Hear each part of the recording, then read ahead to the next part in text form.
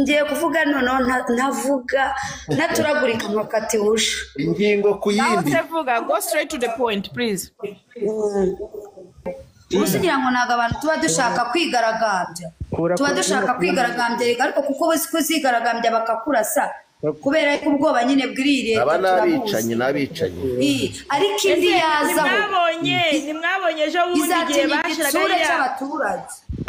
bashyiraga iriya siroga ngo ntituzemera abantu benshi ntibari banze kuyikoresha kugeza naho umukuru wa RIB yatangiye gutuka abasitari bo mu Rwanda ngo kuki ngo mutajya kuvuga aho muhagaze Baskovia nabo bagahaguruka ngo nimubagemo ngo nimukore ibi n'ibi ariko nta n'ubwo iri gukora nibyo mubwira ko ungu abantu bamenye ubwenge za Rwanda Air zose Katari ni ifite imigabane muri Kongo niba musubiza inyuma harakurikiyeho umbakiza ubukungu birirwa barata Rwanda Air Katari ifite imigabane muri Rwanda Air menya ari na 60 niba atari 70%. Urumva buri kintu cyose umva nkubwire mushuti wanje banze ukora iperereza uvuga iyo percentage ndabizi mbihagazeho ndakubwiye ngo genda ukore research genda ukore research urebe nimba umbasheke gusa wembwira wowe ubizi uyu munsi sinshaka niyo mpamvu muri abanebwe kuki udakora research urashaka kuzana ibintu RBA yakubwiye n'ibindi gihe wasomye kugiye ngo niyo research yawuzi genda ukoreshe research umva iyi research ngenda nta lisanse fite wowe ikibazo yavana kuri televiziyo Rwanda no kugihe.com no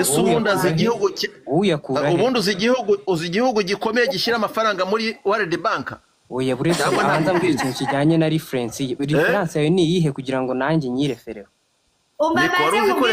wari uzi ko leta zunze ubumwe za Amerika zo zishyira amafaranga menshi muri World Bank uhagira umwe oya njyewe nagende umva numvishe bakwita nzozi umyutinze gake Rwanda Air ibyo bintu wahakanye Rwanda Qatar ifite umugabane wa 60%, u Rwanda rufite 40%. Ibyo nuyu nguyu udafite izina nanga ari cyiza nuyu nguyu udafite izina mumbabare nagari navuze nzozi pardon inzozi ifite Rwanda Air ni ya Qatar ugende na Bugesera na kiriya kibuga cy'indege bari kubaka ni cya Qatar ni wowe ubwo nimba utabizi ntuze kubeshya abantu 60 bari aha ngaha bari kuri ahubwo Qatar ngo yishyuzaga amafaranga menshi indira gato nipfukire n'indangiza nigende nishaka mbeshye nta kibazo ugende ndakubaza ugende ubanza umbwira ibyo ushaka kukubwira kubyerekeranye n'ingabo ziri muri Kongo rwose ibyo bintu ntibigihishwa ni mu Rwanda batabivuga honyine ujye wirefera ku ma televiziyo international menshi barabyerekana ukuntu ingabo ziri muri Kongo n'abafatwa rwose twirirwa tubibona ku munsi ni mu Rwanda mutabibona gusa ibimenyetso kongera nabifite umva natamubwire fiye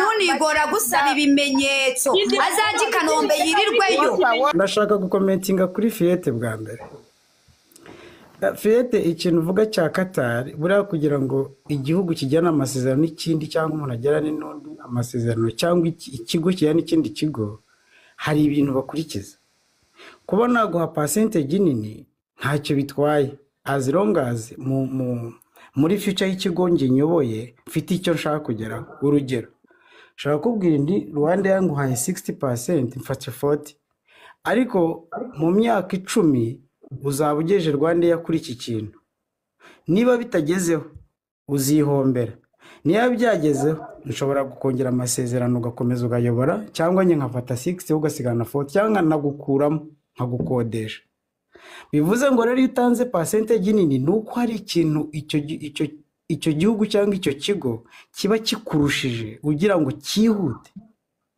kuguteza imbere ntabwo kuba watanze percentage nini ari ubugwari cyangwa ari uko watsinzwe cyangwa wagurishije ikintu no bivuga ngo tekinisiye b'u Rwanda ubwo bafite iyo bumvikanye n'ibya Qatar baravuga ati twe dukeneye byihuta gutya kuri iyi level kandi mwe murabishoboye kubera inyungu mubifitemo ariko ku gihe runaka ni nko gukodesha niko bigenda ubusanzwe. Ikibazo Iyo uvuze kubihakana we nibura urabyemeye, ikibazo nuko abandi bari kubihakana ngo ibyo nta biriho, ngo Qatar ngo nta pourcentage ifite kuri Rwanda Air. ndakeka baduhaye umwanya ngo umuntu avuge, we kuvugiranamo ahubwo nawe uze kujya gukomentinga nyuma.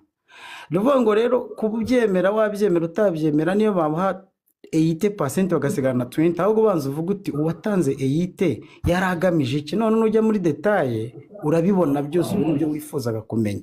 Ariko wihagarara ku bintu gutyo uramuratubeshya cyangwa ubeshya abandi. Ngiye kubwiye gutyo reference wayireba, ushaka gusura ibigo, ushaka kwandikamo ikigo kibuga cy'indege, amasezerano Qatar n'u Rwanda byajyanye ku kibuga cy'indege Rwanda, ibintu nk'ibyo. Ikindi numvise sinzi bari bavuze ngo Rwanda ni za Qatar, ntabwo Rwanda yari ya Qatar, Rwanda ni Rwanda. Ni Rwanda, nta kindi gihugu bayifatanyije, ariko for the business na Qatar. Nope. Ntabwo ifatanyije na Qatar, ahubwo Rwanda ikodesha Qatar bitewe n'amasezerano bemerera Rwanda Air. bivuga uko bishaka ariko barafatanyije. waretse ngasoza ukaza gukomeza. Mugomba kwihangana karangiza mukasubiza nyuma kugira ngo tutavuganiranamo. Asante sana. Nuvuga ngo ikigo, niba ikigo gifite amasezerano, iyo niba mfitanye n'amasezerano yo gukora biswi, nkakubwira ngo urakora bi percentage, nuko hari icyo ushaka kugeraho mu myaka runaka. Ni nk'uko umushoramari ashaka kuza kubaka etaje mu Rwanda, hambwira ngo urayubaka mu myaka 30, iyi etaje, iyi hoteli izaba iya leta y'u Rwanda, ariko muri iyo myaka 30 tuguhaye ikibanza wubakemo, ibizakorwa byose ni ibyawe. Iyo myaka 30 ishize, leta isigarana ya etaje na ya hoteli muri make, either ikagukodesha cyangwa mukarinda amasezerano, cyangwa ikakwirukana ndetse ikagusezerera ngo genda twebwe inzu tugiye kuyegukana kubera ko ya myaka yarangiye. Niko amasezerano abavuga. Ikindi nashaka kuvuga kuri kiriya cya Kongo mwavugaga. Kongo ikibazo ni cy'abanyekongo ubwabo. Ko harimo abakongomani bavuga ururimi rw'ikinyarwanda, ni amateka yabayeho mu igabana mu bukoroni. Iyo bafashe abaturage bagumye hariya, nubwo bari abanyarwanda cyangwa ikinyarwanda, bisanzemo nationality ya Kongo kubera amateka yabatwaye. Bavuze ngo bafite igisekuru mu Rwanda, ntawabihakana. Ariko uyu munsi barabazwa leta ya Kongo kubera ko ari abakongomani bavuga ururimi rw'ikinyarwanda. Impamvu rero uvuga ngo kuki babweza Kagame cyangwa baza igihugu cy'u Rwanda, umuturanyi burya n'umuzimyamuriro, uko wabigenza kose umuturanyi n'umuzimyamuriro. Uwakubaza se ndakeka kuvuga u Rwanda kubera ko uri umunyarwanda cyangwa ufite inkomoko mu Rwanda, uwakubaza ngo kuki Burundi buriyo bufitemo iyihe nyungu? Ariko ni abaturanyi, byanga biko nabo byabagiraho ingaruka. Tanzania nuko hari uwavuze ngo bafashe indangamuntu z'abasirikare ngo n'amafoto, nta ndangamuntu n'umusirikare baho. Umusirikare agira indangamuntu uko ari umunyarwanda, ariko si indangamuntu y'igisirikare. Igisirikare igira ikarita yacyo. Iyo tuvuga ibyo duhera kuri proof ziba zihari. Baravuga bati twabonye SADC, bakavuga abasirikare bariyo na uniform zabo, bakabyerekana na ame namba zabo n'imbunda zabo, ko buri mbunda na buri sasu bifite ibiriranga n'igihugu cyabyo. Ariko wanyereka proof, kuko izo nge nazi kwereka no ku YouTube ziriho, yerekanye ngo bafashe RDF abasirikare 2 cyangwa 10 cyangwa 100 bariyo, cyangwa no kuvuga. Ese nkongera nkakubaza nti ukeka ko ibyo bihugu ngo byafashe ibihano, ko ari ibihugu bikomeye ku isi ari bya super powers, byananirwa kuza bikarwana n'u Rwanda, none ukavuga ngo wanze kuvana izo ngabaho, reka twe twizire no tukwirasire, byananirana ku buryo u Rwanda rurakomeye, ku buryo u Rwanda n'ibyo bihugu. Ahubwo ibyo ni kagakingirizo ko gukingiriza amateka abantu bashyiraho, bakiyama igihugu kugira ngo business yabo ikomeze running nkuko bagenda gushaka ibintu by'amabuye.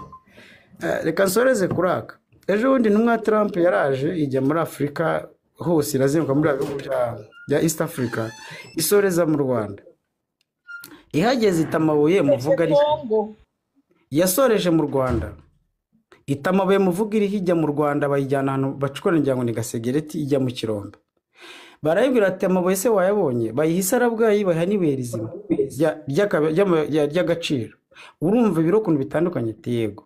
Hanyuma tubwire, yibaza ati se ko amabuye arimo kuhava ari make, ariko yavuye kuri aya mafaranga mwinjizaga akagera kuri aya.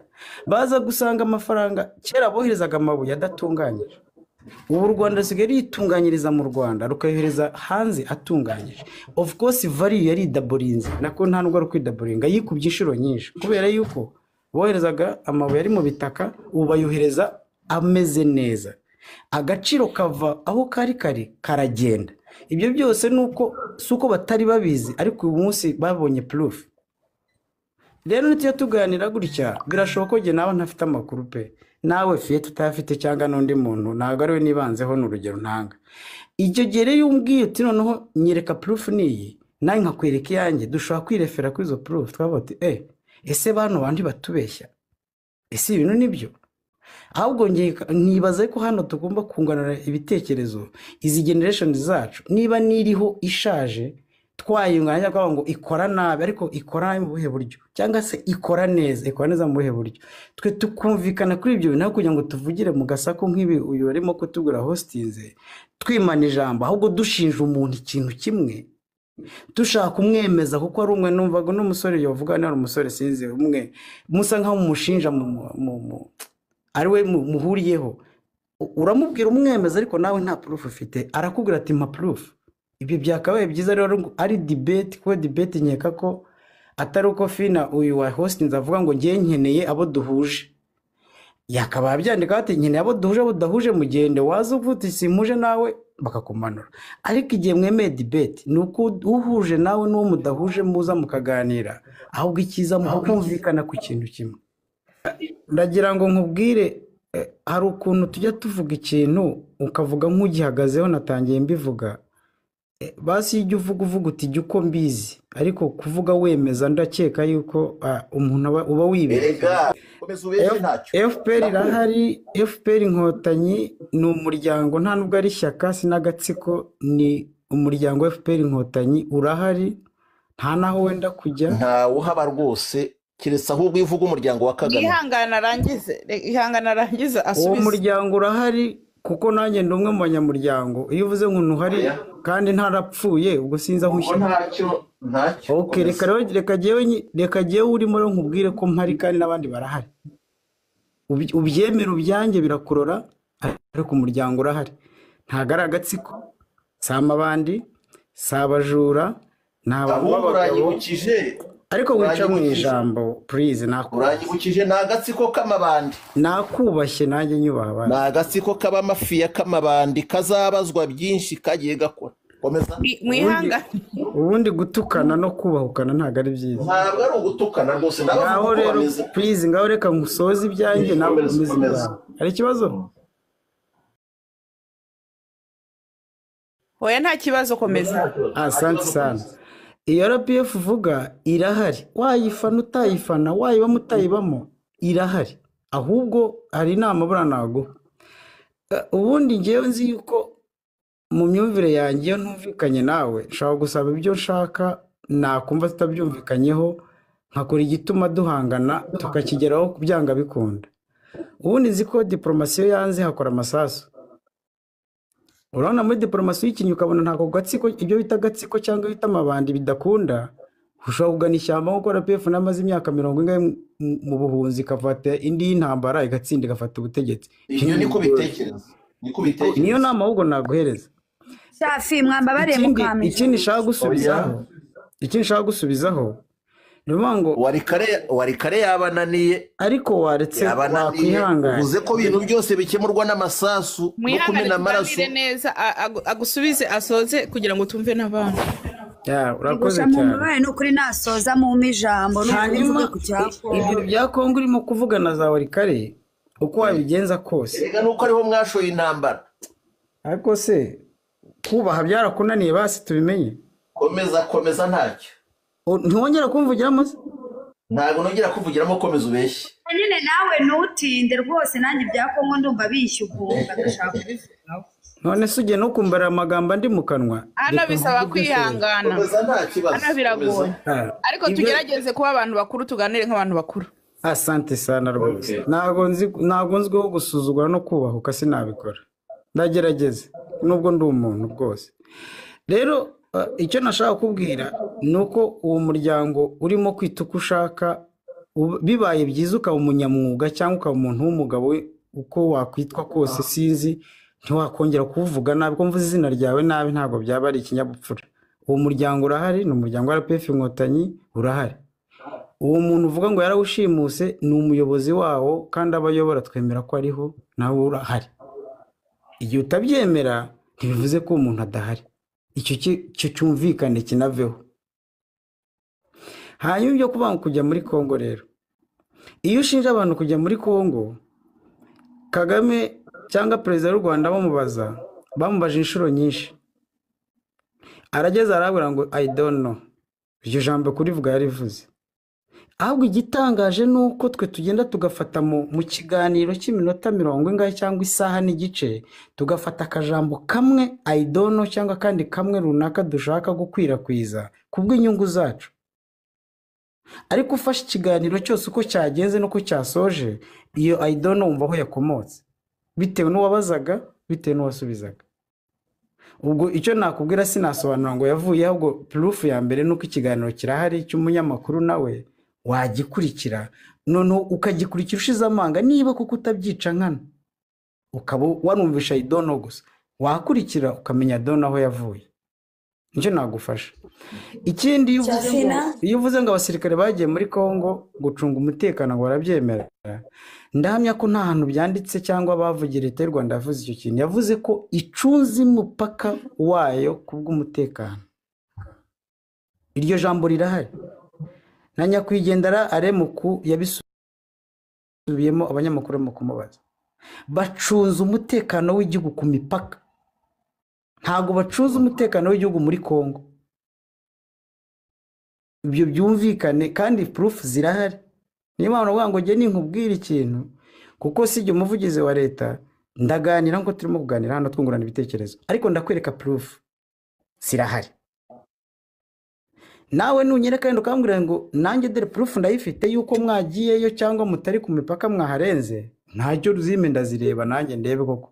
Nanjye nanarize nk'umuntu ndebe koko nyiguhe uyime ntacyo uzabireke nge mbabarira rwose. uze kumbwira iyo link nshaka kugenda nkayireba rwose nanjye nkakurikira.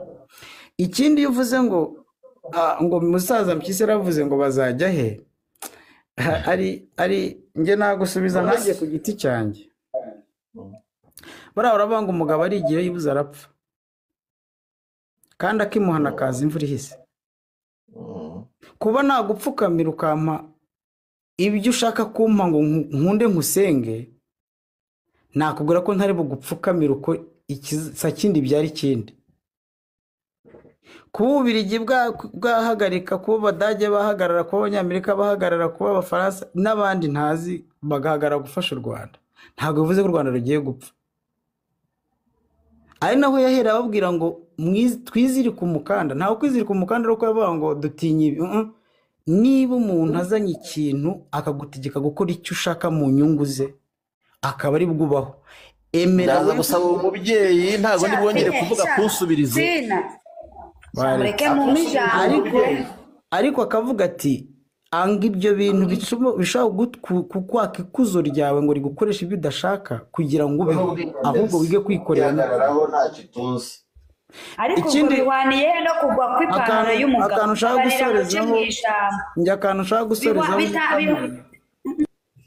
ushaka gusorezaho ntiwongere rwose, ndakwingize kumva yuko ngubwira umuntu ngo mwebwe mwagize mutya, hanyuma byageraho gushinja ukanshyiramo, hageraho kubanga Abanyarwanda bacu baragiye ngo bishe 15,000. Sinzi iri warajyanye nabo, ntabwo izo 15,000 zizi, sinzi izo 15,000 zapfuye izo arizo, abazishe n'igihe bazice sinyizi. Bibwirwa n'iki se we kuri rubanda rugufi?